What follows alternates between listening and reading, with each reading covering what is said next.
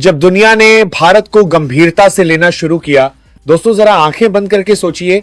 एक समय था जब भारत बोलता था तो दुनिया सुनती तो थी लेकिन मानती नहीं थी। जब भारत किसी अंतरराष्ट्रीय मंच पर खड़ा होता था तो बड़ी ताकतें उसे डेवलपिंग कंट्री कहकर नजरअंदाज कर देती थी। लेकिन दोस्तों वक्त बदल चुका है। आज भारत अगर बोलता है तो दुनिया सिर्फ सुनती नहीं, नोट करती है।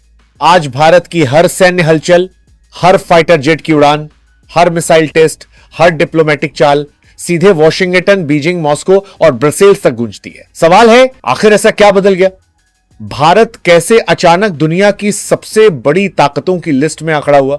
आज की यह कहानी उसी बदलाव की कहानी है। दोस्तों, पहले भारत को दुनिया एक संभावना के रूप में देखती थी। आज भारत को एक वास्तविक शक्ति, रियल पावर के रूप में देखा जा रहा है। डिफेंस, टेक्नोलॉजी और डिप्लोमेसी, तीनों मोर्चों पर भारत ने ऐसी छलांग लगाई है कि पूरी दुनिया को अपनी रणनीति दोबारा सोचनी पड़ रही है।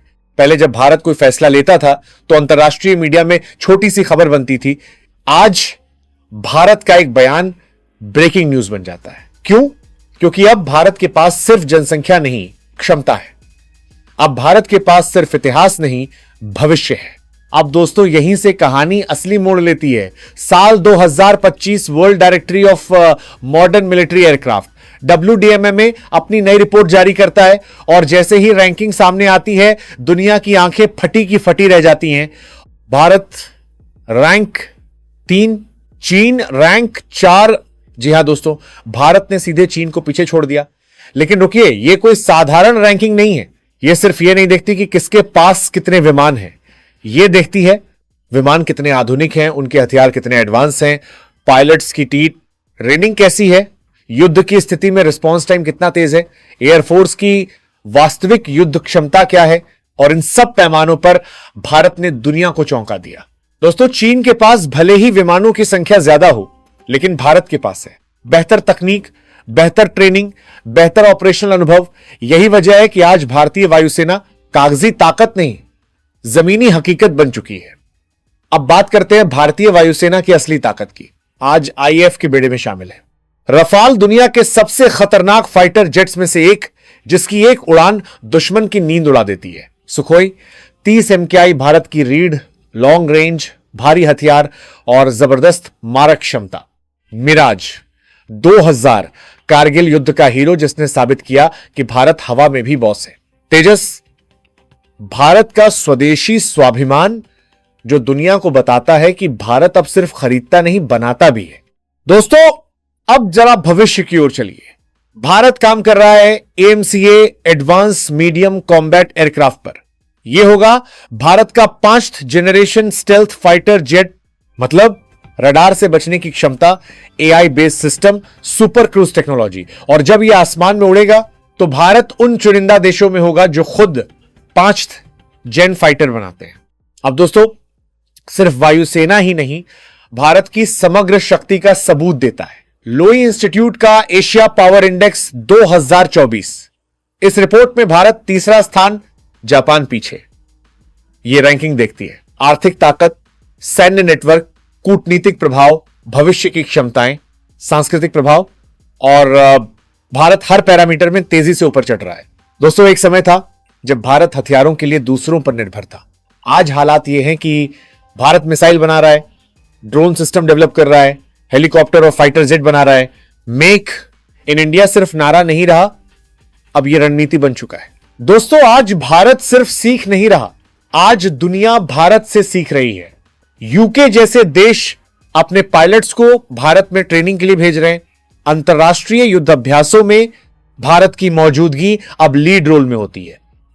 यह भरोसा एक दिन में नहीं बना, इसके पीछे सालों की तैयारी, अनुशासन और आत्मविश्वास। अब दोस्तों, भारत की यह बढ़ती ताकत सबसे ज्यादा परेशान करती है चीन को। चीन जो खुद को एशिया का निर्विवाद नेता मानता था, आज भारत के कारण अपनी पूरी सैन्य रणनीति दोबारा सोचने को मजबूर है। लेकिन दुनिया मानती है कि भारत का मजबूत होना युद्ध नहीं, संतुलन लाता है। दोस्तों, भारत का लक्ष्य किसी को हराना नहीं, भारत का लक्ष्य है खुद को बेहतर बनाना। मजबूत अर्थव्यवस्था, युवा जनसंख्या, तकनीकी आत्मनिर्भरता और संतुलित विदेश नीति, इन सबके साथ भारत एशिया का नया पिवट बन रहा है। दोस्तों अब जरा उस पल की कल्पना कीजिए, बीजिंग के मिलिट्री थिंक टैंक में बड़ी बड़ी स्क्रीन लगी हैं, मैप खुले हैं, डेटा चल रहा है और अचानक एक रिपोर्ट आती है, global air power ranking 2025, India rank 3, China rank 4। दोस्तों चीन दशकों से खुद को एशिया की सबसे बड़ी सैन्य ताकत मानता आया है। उसकी सोच थी जापान टेक्नोलॉजी में आगे है, रूस हथियारों में, भारत सिर्फ संख्या में बड़ा देश है। लेकिन अब यह सोच टूट रही है। क्यों? क्योंकि भारत ने शोर मचाए बिना क्षमता बनानी शुरू कर दी। दोस्तों अगर सिर्फ संख्या देखी जाए तो चीन आगे लगता है, लेकिन युद्ध नंबरों से नहीं जीते जाते, युद्ध जीते जाते हैं। भारतीय वायुसेना के पायलट सिर्फ मशीन नहीं उड़ाते, वो हालात पढ़ते हैं जो दुश्मन सोच भी नहीं पाता। दोस्तों आईएफ की ट्रेनिंग दुनिया की सबसे कठिन ट्रेनिंग्स में से एक मानी जाती है। यहां पायलट को सिखाया जाता है high altitude fighting, real time decision making. यही वजह है कि आज दुनिया के पायलट भारत से सीखने आ रहे हैं। दोस्तों जब यूके जैसे देश अपने पायलट भारत भेजते हैं तो वो सिर्फ ट्रेनिंग नहीं लेते, वो भरोसा दिखाते हैं। भरोसा इस बात का कि भारत की वायुसेना अब सिर्फ क्षेत्रीय नहीं, वैश्विक मानक बन चुकी है। अब दोस्तों एक समय था जब भारत एक्सरसाइज में सीखने जाता था। आज हालात बदल चुके हैं। आज भारत रणनीति बनाता है, भारत मिशन लीड करता है, भारत नए युद्ध सिनारियो पेश करता है। Red flag, Garuda, pitch black जैसे एक्सरसाइज में भारत की भूमिका अब निर्णायक होती है। दोस्तों 21वीं सदी की लड़ाई बंदूक और बम की नहीं है, यह लड़ाई है सेंसर की, डेटा की, साइबर और स्पेस की होती है और भारत हर मोर्चे पर तेजी से आगे बढ़ रहा है। दोस्तों आज भारत सिर्फ धरती पर नहीं, आसमान के पार भी ताकत बन चुका है। युद्ध के समय जो देश स्पेस कंट्रोल करता है वही युद्ध कंट्रोल करता है और भारत इस सच्चाई को बहुत पहले समझ चुका था। दोस्तों आज युद्ध का चेहरा बदल रहा है। ऑटोमेटिक मिसाइलें और डिफेंस, ये सब अब भविष्य नहीं वर्तमान है। भारत स्वदेशी ड्रोन बना रहा है, AI based surveillance system develop कर रहा है, नेटवर्क सेंट्रिक वॉरफेयर पर काम कर रहा है। यानी आने वाली लड़ाई में भारत पीछे नहीं बल्कि तैयार रहेगा। दोस्तों अब जरा सोचिए, अगर युद्ध के समय दूसरा देश हथियार सप्लाई रोक दे तो क्या होगा। भारत ने इस खतरे को समझा और खुद को आत्मनिर्भर भारत बनाया। आज भारत मिसाइल एक्सपोर्ट कर रहा है, हथियार एक्सपोर्ट कर रहा है और दूसरे देशों को रक्षा करना सिखा रहा है। मतलब साफ है, अब भारत सिर्फ यूजर नहीं, सप्लायर, ट्रेनर बन चुका है। एक तरफ अमेरिका और पश्चिमी देश, दूसरी तरफ चीन और उसका प्रभाव, और इनके बीच एक देश है जो संतुलन बनाता है, वो है भारत। भारत न किसी का कठपुतली है, न किसी का दुश्मन। भारत अपने हितों के साथ चलता है। दोस्तों आज अमेरिका भी जानता है एशिया में स्थिरता चाहिए तो भारत को मजबूत करना होगा। यही वजह है कि टेक्नोलॉजी शेयरिंग बढ़ी, डिफेंस कॉपरेशन बढ़ा, स्ट्रेटेजिक पार्टनरशिप गहरी हुई। लेकिन भारत झुकता नहीं, भारत बराबरी की भाषा बोलता है। अब स्थिति यह है कि चीन भारत से डरता है, इसलिए नहीं कि भारत हमला करेगा। चीन डरता है क्योंकि भारत अप्रत्याशित है। भारत युद्ध नहीं चाहता लेकिन कमजोर भी नहीं दिखता, और यही चीज सबसे खतरनाक होती है। दोस्तों दुनिया मानती है भारत का मजबूत होना युद्ध नहीं लाता बल्कि युद्ध को रोकता है, क्योंकि जब ताकत बराबर होती है तो सोच समझकर फैसले लिए जाते हैं। अब दोस्तों आने वाले 10 साल भारत के लिए सबसे अहम होंगे, और अगर यही रफ्तार रही तो वो दिन दूर नहीं जब दुनिया कहेगी भारत अब उभरती शक्ति नहीं बल्कि स्थापित महाशक्ति है। दोस्तों अब जरा एक कदम पूरी खेल को समझिए। एक तरफ अमेरिका जिसने दशकों तक दुनिया को लीड किया, दूसरी तरफ चीन जो खुद को अगली सुपर पावर मान बैठा, और इनके बीच चुपचाप बिना शोर किए, बिना धमकियों के भारत खड़ा हो गया।